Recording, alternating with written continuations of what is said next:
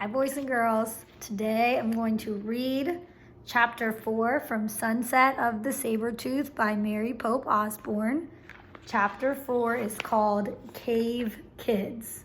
And if you need to catch up and go back and listen to chapters 1, 2, and 3 again, you can always go back and watch those videos again first. All right, so Chapter 4 says, Jack and Annie crept to the cave and peeked inside. A small flame danced from a bed of glowing coals. Near the fire were knives, axes, and hollowed-out stones. Animal skins were neatly stacked against the wall. People must live here, said Annie. Maybe it's the home of the Cro-Magnons we just saw, said Jack, looking around.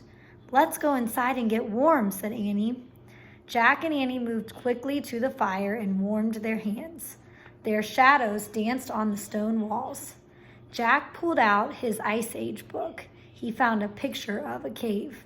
He read, Cro-Magnons made many things from animals, plants, and stone. They made flute-like musical instruments from mammoth bones. They made ropes by braiding plant fibers, and they made axes and knives from the stones. Jack pulled out his notebook and pencil, and he started writing a list.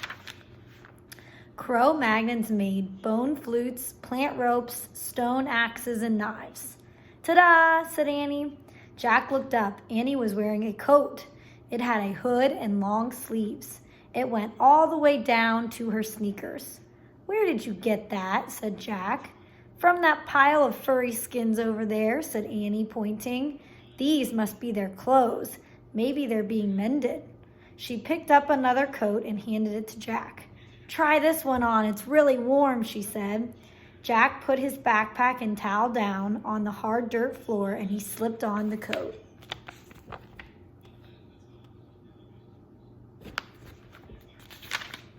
It did feel very warm and soft. We look like cave kids, said Annie. Squeak! Peanut peeked out of Jack's pack lying on the floor. You stay in there, said Annie. There's no teeny little coat for you. Peanut vanished back into the pack.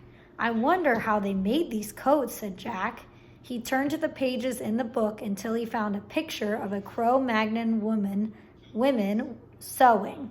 He read, Cro-Magnons scraped reindeer skins with flint rocks to make them soft. They used bone needles to sew the skins together for clothing. And Jack added this to his list, reindeer skin clothes. I hope the cave people won't mind if we borrow their coats, said Jack. Maybe we should give them our towels, said Annie, to thank them. Good idea. And my goggles, too, said Annie. They left their gifts on top of the rest of the animal skins. Let's explore the cave before they come back home, said Jack. It's too dark in the back, said Annie. We won't be able to see anything. I'll find out how Cro-Magnons saw in the dark, said Jack. He opened the Ice Age book. He found a picture of cave people holding odd-looking lamps, and he read out loud to Annie. Cro-Magnons made stone lamps. They hollowed out a rock, filled it with animal fat, and then buried a wick made from the moss. There, said Annie. She pointed to 2 stones near the fire. In the hollow of each was a gooey white stuff in a pile of moss. We have to be careful, said Jack. He picked up the stone. It was much smaller than a soup bowl, but much heavier. Jack held the stone close to the fire and lit the piece of moss. He lit another lamp and gave it to Annie.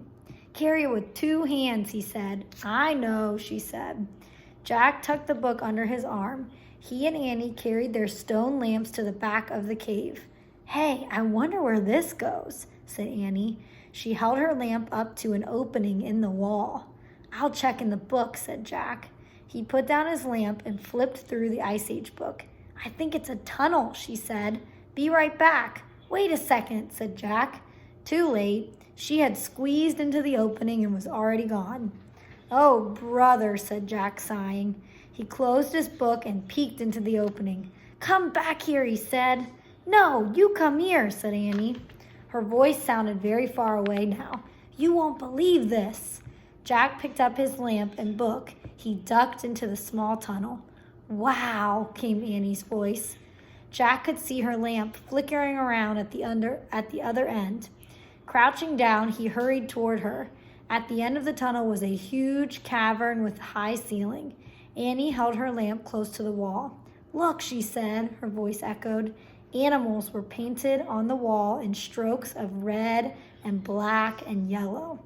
There were cave bears and lions, elk and reindeer, bison and woolly rhinos, and mammoths. In the flickering light, the prehistoric beasts looked alive.